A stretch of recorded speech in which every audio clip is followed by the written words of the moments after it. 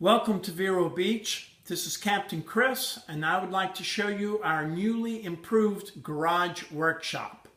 Let me back up a little bit, and I can show you some of the items, not all, but some of the items that we will be working with. Here on the left, that old blue belt-driven pump is a recirculating antifreeze or coolant water pump on the front of your engine. And to the right, that white piece is a raw water self-priming pump for the raw water cooling system. Notice the rubber vanes in there, and look here, you can see a larger impeller for a different size horsepower engine that has all of the vanes, and you can see the other one that shed the vanes. So if your impeller destroys itself, you must find all of the vanes so they do not block water flow. Here down to the bottom and right, we have an 8 kilowatt generator that we'll be working with, so we can work on the kill solenoid, changing the fan belt on it, tracing out the antifreeze, and also the raw water cooling system on this engine. It's on wheels, so we can pull it out into the middle of the floor and see it better. Back up on top of the workbench, we have our electrical panel. It's got 12 volts, 110 volts, and 220 volts. And our do not operate tag because it's energized, so don't touch it right now. We also have a Fluke digital multimeter and some other devices that you can have on your own boat so you can see if you've got continuity or reverse polarity when you plug into shore power.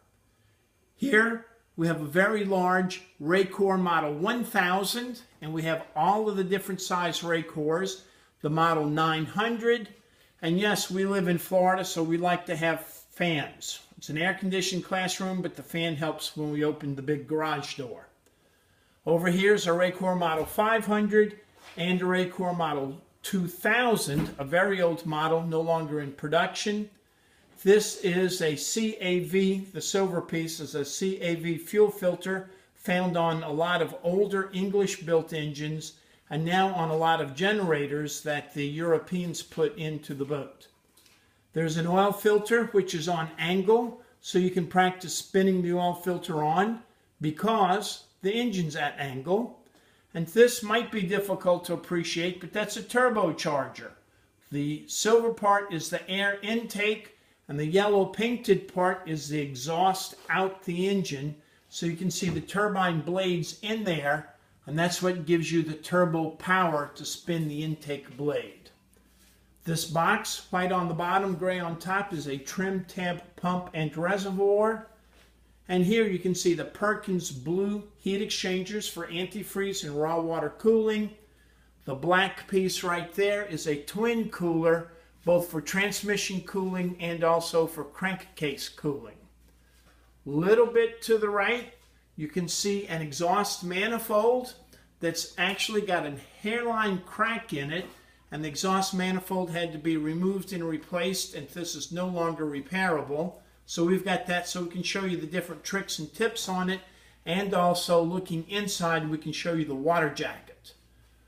Here we've got a red, white, blue bilge pump, a white float switch, and a blue float switch inside of a box to keep debris from hanging up the float.